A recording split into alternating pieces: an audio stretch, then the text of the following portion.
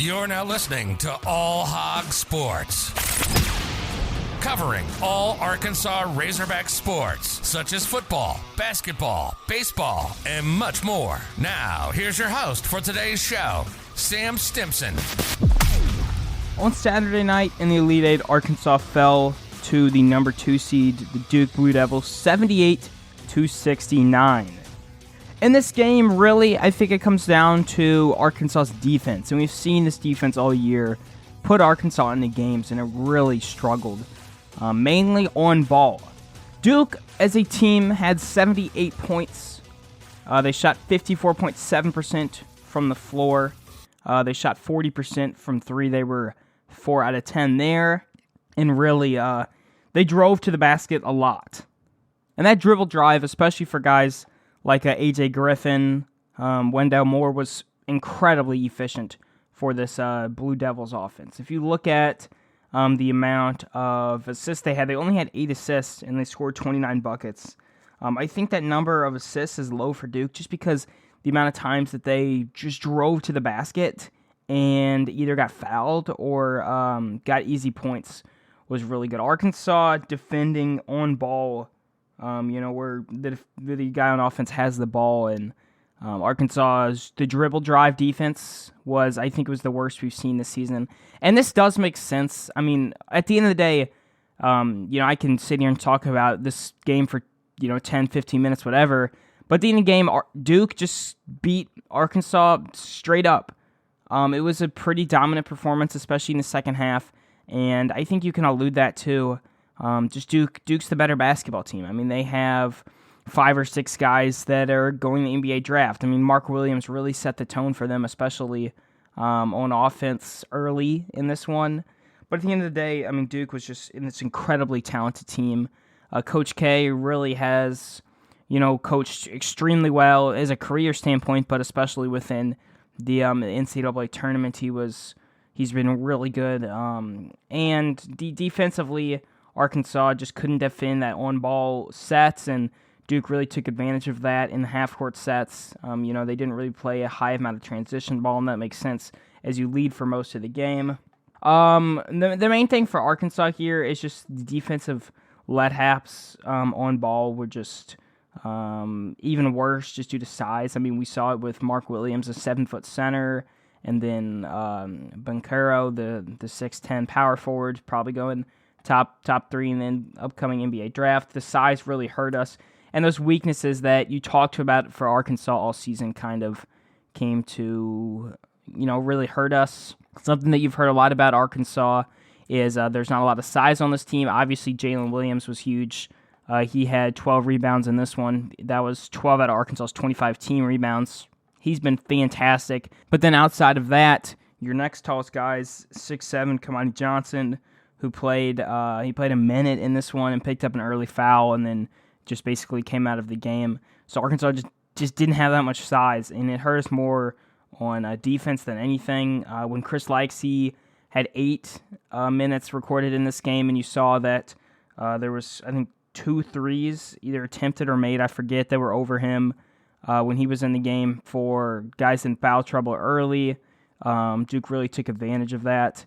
And Arkansas, we didn't really switch much unless there was a high ball screen and such, but the dribble drive for Duke was just fantastic with their guards and forwards. And Arkansas, on the dribble drive, had to help out defenders, so then those guys who are helping aren't crashing the boards, and then you see that we get out-rebounded by 9. It's just kind of a chain reaction, but I think the main thing that you can just sum up this defensive performance is you couldn't guard on ball. And, a team shoots 53 times from the floor here, and 10 of those were only three-pointers. 18 of those outside of the field goal attempts were at the line, and that kind of represents, how a team drives to the basket and such.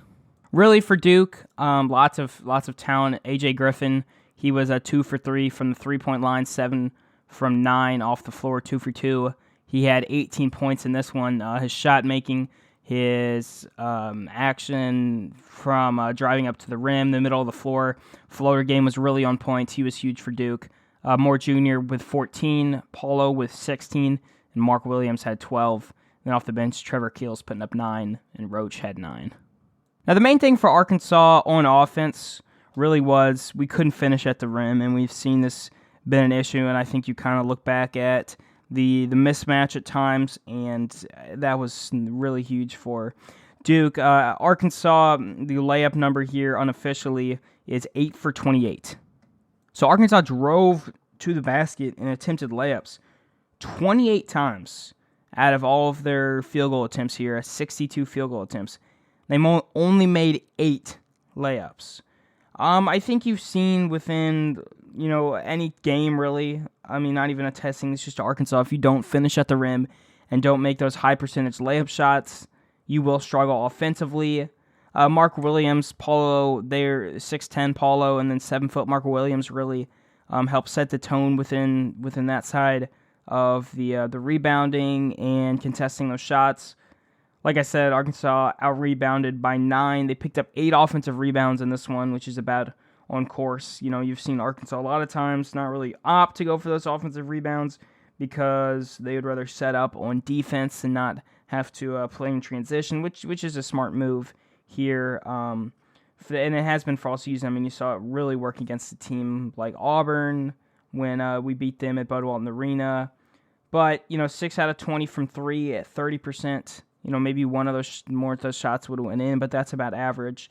The 42% from the floor, though, is obviously a lot lower, but, say you bump that up to a 48, a 49, something Arkansas is normally like, you're talking maybe like 4. But the main thing in this one was Arkansas didn't get to the free throw line. And you talk about refs here in a sec, but straight up, you look at team strength, and Musselman was really talking about this. You look at a team strength and you say, okay, they're good at three-pointing. They're good at dunks. Arkansas was good at getting to the free throw line. That was really what this offense, which wasn't, highly efficient this season, was really built on. And only getting to the line 11 times in this one hurt us. 12 assists for the team on 26 made baskets, 11 turnovers. Really, the zone frustrated us, especially if it was late. But some guys who did have double digits here, Jalen Williams with 19, Amude with 14, Note had 14. He was 5 out of 14 from the floor. He started off 5 for 10, and then I think it was 2 for 4 from 3, and then he ended with 4 misses and 3 from the three-point line. He ended his career with 1,999 points, just a brutal mark there. He did score a lot of those at Jacksonville, too. Arkansas, though, had problems breaking down Duke's zone. Duke had mainly been playing a lot of man-to-man, and then you saw right out a half, Duke led up 12. Arkansas goes on a nice little mini run there and cuts it to 5, and then Duke calls a timeout. Right out of that timeout, Duke straight up, they cause a lot of problems on offense, on defense by making adjustments. The isolation play call right outside of the timeout, they work some iso ball, and then, boom, they switch to a 2-3 zone. And then it just really struggled for the Hogs. I think part of the offensive struggles also was foul trouble. We ended the half with Williams and Tony on the bench, and you obviously saw the swing late into that game. We had, I think the shot clock and game clock were about even, and Arkansas could have held the ball. Chris Likes was bringing it up, and then he ended up shooting it.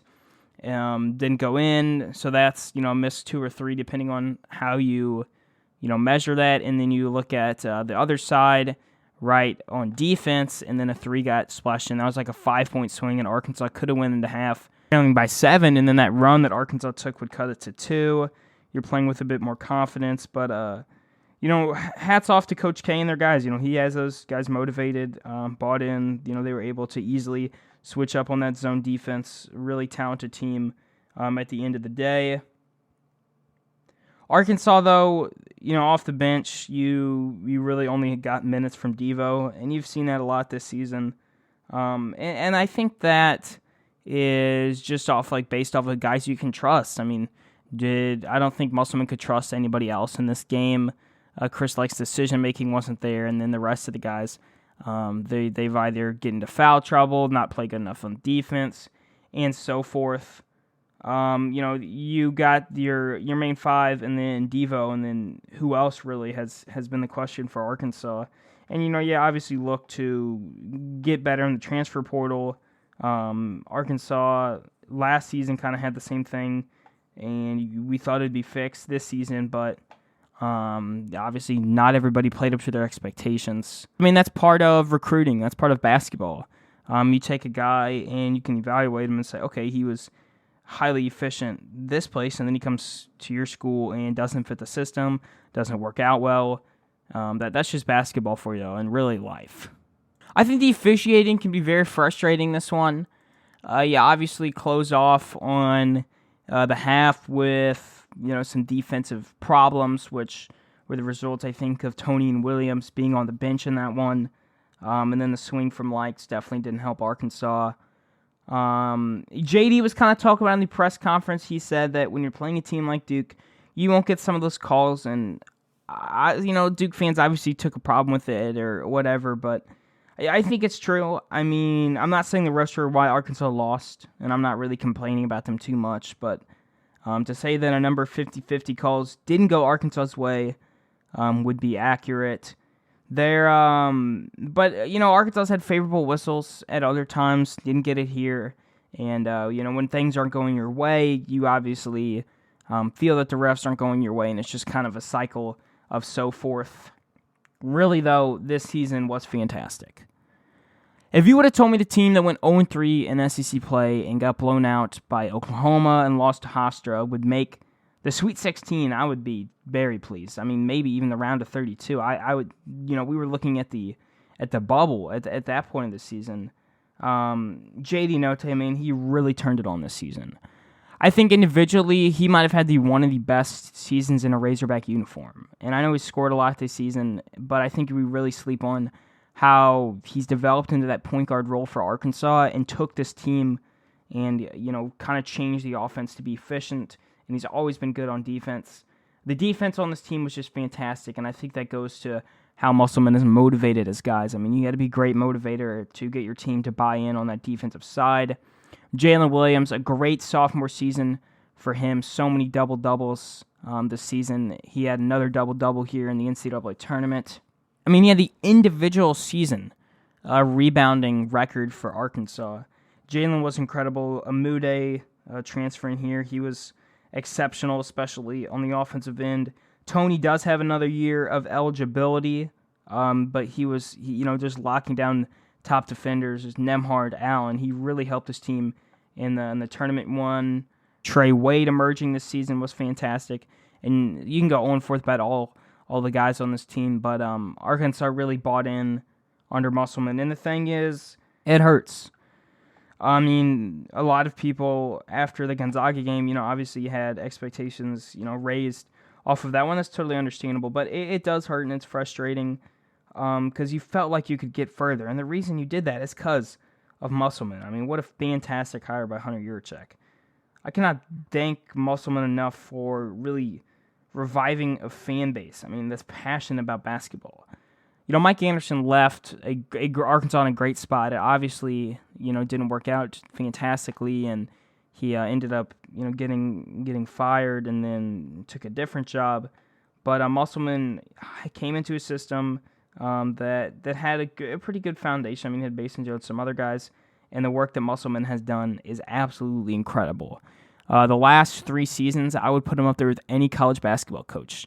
I mean, the first year took a team with just basically the players that were left and a couple transfers, took them to a possible NCAA tournament berth. We'll never know how that plays out because of COVID.